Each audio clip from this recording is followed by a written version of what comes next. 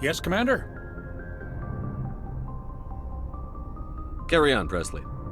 Yes, sir.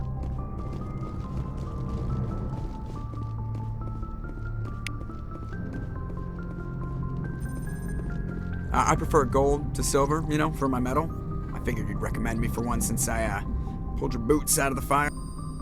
If we present you with a medal, you'll end up sitting on stage listening to politicians make speeches for a couple of hours. Fun. That's a good point. They'd probably make me shave, too. I spent the last 7 weeks working on this baby. No medal's worth that. So, Commander, why don't you tell me why you're really here? I like to know my crew. Mind if I ask you a few questions? I can see where this is going. You did a background check on me, didn't you? Well, I'll tell you the same thing I told the captain. You want me as your pilot. I'm not good. I'm not even great. I am the best damn helmsman in the Alliance fleet. Top of my class in flight school, I earned that. All those commendations in my file, I earned every single one. Those weren't given to me as charity for my disease. I'm sorry, Joker. I didn't even know you were sick. You mean you didn't know? Oh, crap. Okay, I've got Vrolik syndrome, brittle bone disease. The bones in my legs never develop properly. They're basically hollow, too much force and they'll shatter. Even with crutches and my leg braces, it's hard to get around. One wrong step and crack! It's very dramatic, but I've learned to manage my condition, Commander. Put the Normandy in my hands and I'll make her dance for you. Just don't ask me to get up and dance unless, you like the sound of snapping shin bone. Why does everyone call you Joker? It's a lot shorter than saying Alliance Flight Lieutenant Jeff Moreau. Plus, I love to make little children laugh. I was just thinking how much you remind me of Santa Claus. Look, I didn't pick the name. One of the instructors in flight school used to bug me about never smiling. She started calling me Joker, and it stuck. Why didn't you ever smile? Hey, I worked my ass off in flight school, Commander. The world's not gonna hand you anything if you go around grinning like an idiot. By the end of the year, I was the best pilot in the academy, even better than the instructors, and everybody knew it. They'd all got their asses kicked by the sickly kid with the creaky little legs. One guess who was smiling at graduation? I need to know more about this Vrolik syndrome if I'm putting my ship in your hands. Yeah, of course you do. It's an extremely rare condition. Nobody knows exactly what causes it. Genetic, maybe. It's treatable, but there's no cure. I classify my case as moderate to severe. I was born with over a dozen fractures, hip, thighs, ankles. My bones were already breaking in the womb. 100 years ago, I wouldn't have survived past my first year. Lucky for me, modern medical science has turned me into a productive member of society. You're not gonna break a bone trying to fly the ship, are you? I don't fly with my feet, Commander, so I'm fine as long as I'm in this chair. I gotta be real careful when I get up to take a piss, though. I can do my job as well as anyone on the ship. Better, actually. So don't worry about it. I'm not trying to make you uncomfortable. Let's talk about something else. Whatever you want, Commander. How's the Normandy performing? Is she everything they said she'd be? She's the best ship in the fleet, if you've got a pilot who knows how to handle her. Balance isn't what you'd expect. Takes a while to get used to that oversized drive core we got stuffed in the back, and her power can sneak up on you if you're not careful. The Normandy's probably too much ship for your average Alliance pilot, Commander. Lucky for you, I'm anything but average. I have to go. All right, see ya.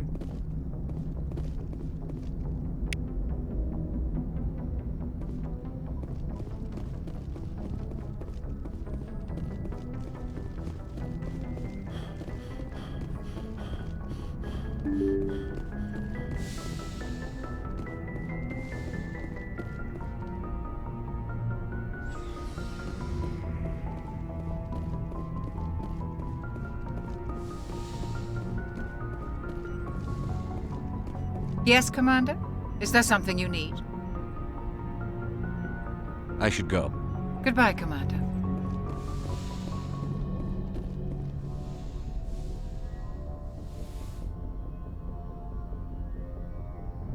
Commander, are you coming to check up on me? You look much better. How are you feeling? Dr. Chakwas assures me I am going to be fine. I was impressed with her knowledge of Asari physiology. You're in good hands. Dr. Chakwas knows what she's doing. I never properly thanked you for saving me from the Geth, Commander. If you hadn't shown up, I'm just glad we got there in time. so am I. I know you took a chance bringing me aboard this ship. I have seen the way your crew looks at me. They do not trust me. But I am not like Benezia. I will do whatever I can to help you stop Saren. I promise. Don't worry, Liara. I trust you. I know you won't let me down. It means a lot to hear you say that, Commander. Thank you.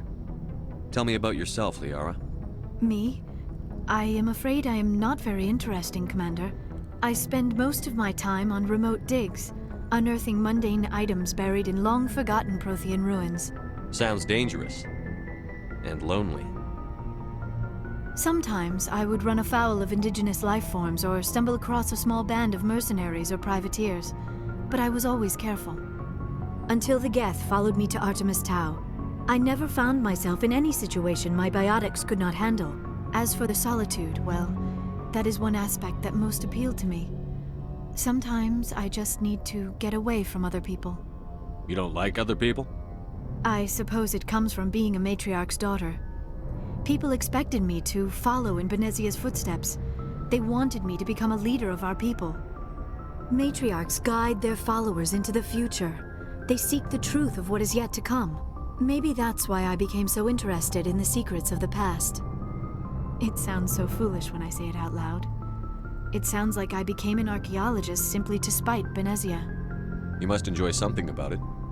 I love my work. Seeking out history's lost secrets has a special appeal for me. You were actually touched by working Prothean technology. That is why I find you so fascinating, Commander. Sounds like you want to dissect me in a lab somewhere. What? No! I did not mean to insinuate. I never meant to offend you, Shepard. I only meant that you would be an interesting specimen for an in-depth study.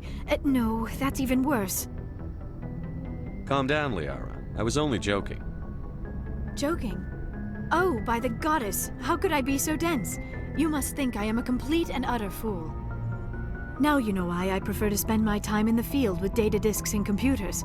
I always seem to say something embarrassing around other people. Please, just pretend this conversation never happened. Do you know why Benezia joined up with Saren? I don't understand it. She was always outspoken about the need for the Asari to become more involved in shaping galactic events. Maybe she thought allying herself with Saren would somehow be for the greater good in the long run. At least I hope so. This hurts you, doesn't it? None of this makes any sense to me. I have not spoken to Benezia in many years, but I know her, and this was not like her. Something changed.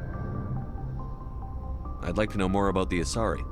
We were the first species to discover the Citadel. We were instrumental in forming the Council, and we always strive to be the voice of peaceful cooperation in galactic disputes. My people believe we are all part of a single galactic community. Each species contributes something to the greater whole. Although we seek to understand other species, it seems few of them seek to understand us. The galaxy is filled with rumors and misinformation about my people. Like what? Most of the inaccuracies are centered around our mating rituals. My species is monogendered. Male and female have no real meaning for us. We still require a partner to reproduce.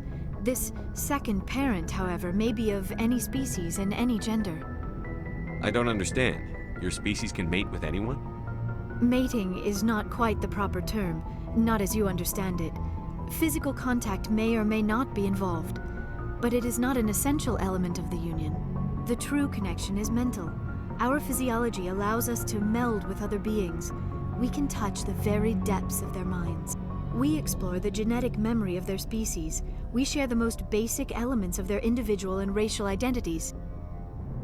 We then pass these traits on to our daughters. It is how we learn to grow as a species and how we develop a greater understanding of other races. What happens to your partner after the union? Every relationship is different. Some unions are a single encounter with both parents parting ways afterwards.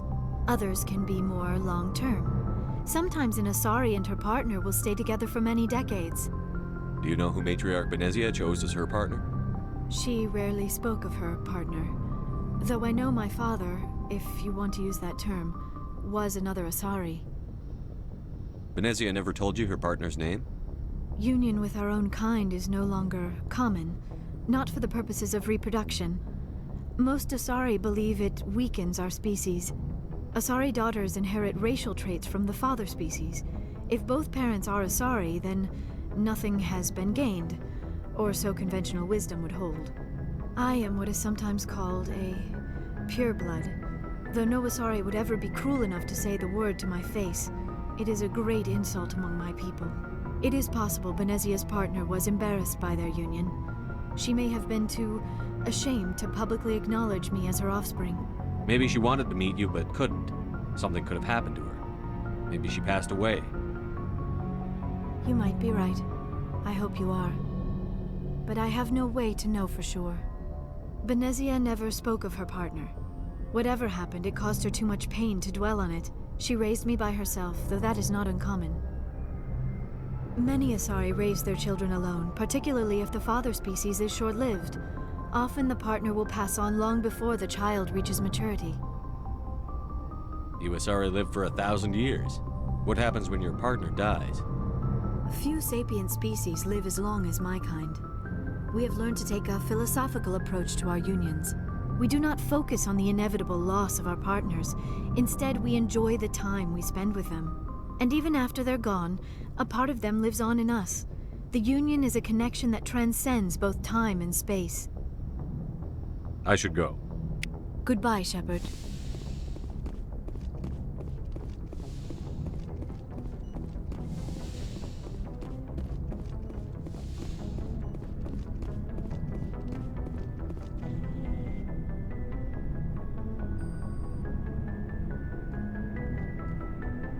Anything you need, Commander? Just trying to get a sense of where the crew's at. Thoughts? Is this an official evaluation, Commander? Or off the record? All right. Let's label it officially off the record. Got something on your mind? Straight up, there's something wrong with all of this. This Saren is looking for records on some kind of galactic extinction, but we can't get backup from the Council? Sorry, Commander. There's writing on the wall here, but someone isn't reading it. The Council doesn't want to believe anything's wrong. I'd call it human nature, but... I hear you. It just seems like a group that's been around as long as the Council should see this coming. Sorry if I got too informal. Protocol wasn't a big focus back in Bot. Tell me about it. Biotic acclimation and temperance didn't last past the airlock. To the kids they hauled in, it was brain camp. Sorry, hauled in is unkind. We were encouraged to commit to an evaluation of our abilities so an understanding of biotics could be compiled. There are worse results of accidental exposure to Element Zero in the womb. Beats the brain tumors some kids grew up with. Is there some question about how you were exposed? My mother was downwind of a transport crash. It was before there were human biotics, a little after the discovery of the Martian ruins. It only gets iffy around 63 when Kinetics was running out of first-gen subjects. Until then, they'd relied on accidentals. A bunch of guys in suits show up at your door after school, and next thing you know, you're out on Jump Zero. Jump Zero is Gagarin Station, right? What's it like? Yeah, that's the official name. Biggest and farthest facility we had for decades. Right on the termination shock, the outer edge of the solar system. It's where they did all the Goose Chase FTL research before we caught on to using mass effect fields. It was a sterile research platform when I was there. There were other kids in the same boat, right? At least you weren't alone out there. That's true. We did have a little circle that'd get together every night before lights out. We didn't have much to do, though. It was a research platform then, and Kinetics kept Jump Zero off the extranet to prevent leaks. Then you must have had plenty of time to get to know each other. Yeah, we'd sit around and bull every night after dinner, play cards or network games. There was this girl named Rana, who had a little circle grow up around her. She was from Turkey. Her family was very rich. But she was smart and charming as hell. Beautiful, but not stuck up about it. I think you'd have liked her. Sounds like she was special to you. She was. Maybe she felt the same. But things never felt together. Training, you know. You know of any intentional exposures for certain? No one knows. Doesn't mean they didn't happen. As big as the exposures were, it was hard to track down accidentals. It was different then, no one knew the potential, so there wasn't a lot of regulation. Anything Kinetics did was gold. I'm not saying they intentionally detonated drives over our outposts, but in retrospect, they were damn quick on the scene. Jump Zero's a long way from home. What was it like? The Grand Gateway to Humanity looks a lot better in the vids. But that's my own baggage, Commander. No bearing on this. It's a big galaxy, Lieutenant. Who knows what will come in handy? If you say so, sir. Besides, I've got my past squared away.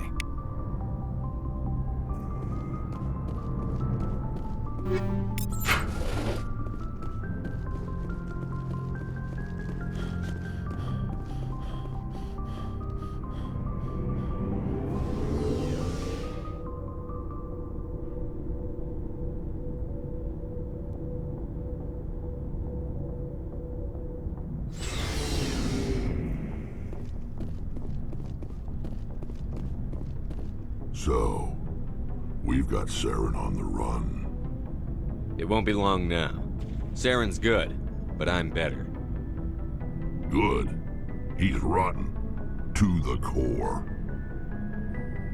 I could tell as soon as I met him. Why didn't you tell me this sooner? I would've if I thought it was important. I think I'd like to hear about it just the same. This was a while ago. A bunch of mercs were bragging about a job out near the edges of the Terminus systems. They said it paid well and the boss was never around to ride them. They said he was looking for more men, too. So I checked it out. I didn't know Saren was openly recruiting mercs. It wasn't that open, and he only showed his face once. We'd been raiding ships in the area for months when we took out this massive cargo freighter. Our biggest haul yet. I was on board checking bodies for valuables, looking for some extra credits. That's when I saw him. What did Saren want with the ship? I don't know what he wanted. He was just moving through the ship, watching. Couple of the mercs called him by name, but he never spoke to them. Never spoke to anyone. I had a really bad feeling about him, so I got the hell out. Didn't even wait to get paid. What kind of cargo was the freighter carrying? What was Saren after? I don't know. All I saw on that ship was food and medical supplies. There were some basic weapons, but nothing big. If there was anything of value on that ship, I didn't see it. That's why I didn't mention it sooner. Whose ship was it? There was a Volus trading vessel. Big one. Lots of guards. But they were no match for us. That's the only time you saw him? Yeah. Didn't even know who he was. Still wouldn't if I hadn't joined up with you. But my instincts were right. Every other merc on that mission turned up dead within a week. Every damn one. So long, Rex. Shepard.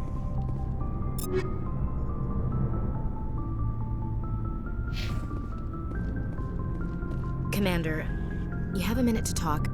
I keep an open door policy. If you have any concerns, lay them on me. All right.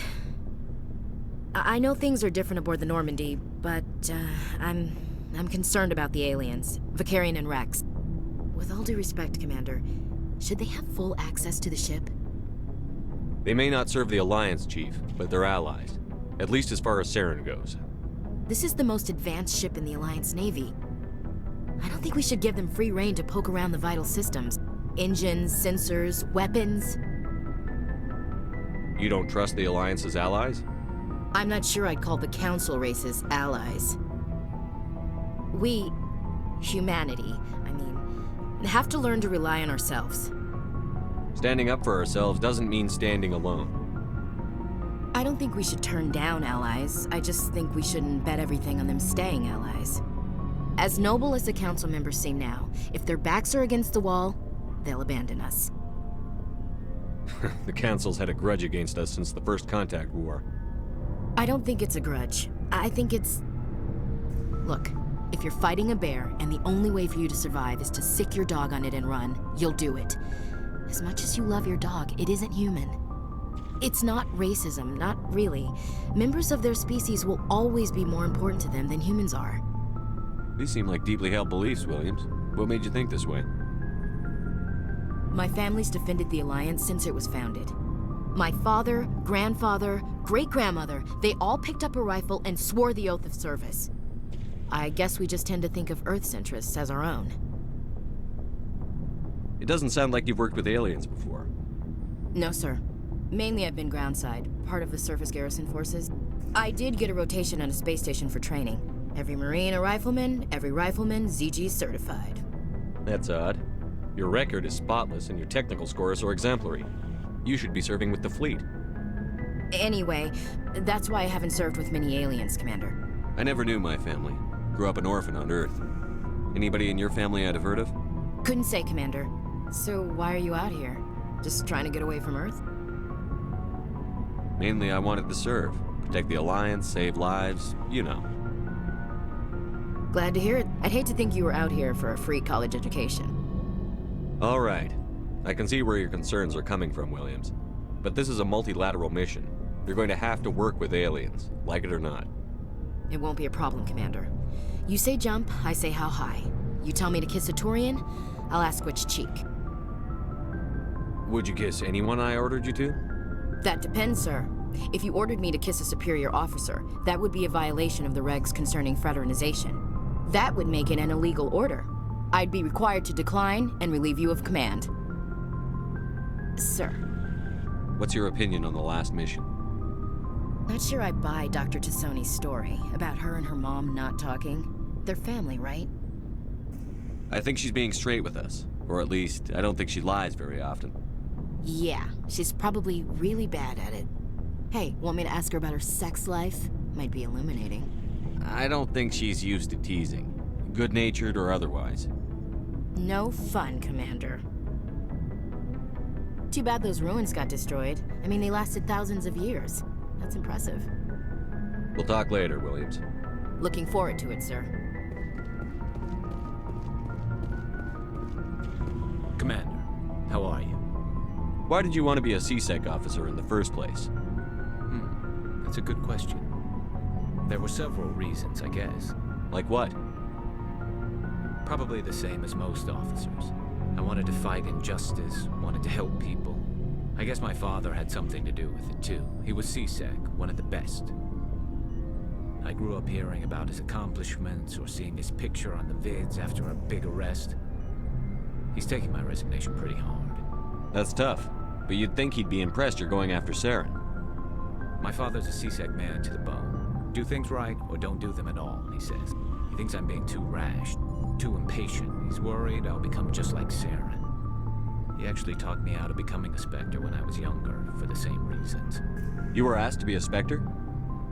Well, I was targeted as a possible Spectre candidate, me and about 1,000 other Turian military recruits. I could have received special training, but my father didn't like it. He despises the Spectres. He hates the idea of someone having unlimited power with no accountability. He wouldn't like you, Commander. No offense. I suppose I can understand his concern. You can. But Saren's not going to play by our rules, CSEC's rules. If you want to nail Saren, you need to send someone who isn't restricted by policies and procedures. Just because you can break the rules doesn't mean you should. I don't need to stoop to Saren's level to stop him. And neither do you, Garrus. I see what you mean, but I'll think about it. Thanks, Commander.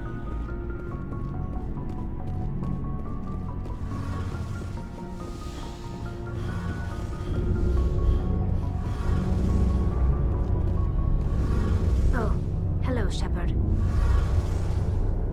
Are you okay? I don't know. Your ship is amazing, and your crew's been really great to me, especially your chief engineer. But I just sort of feel out of place.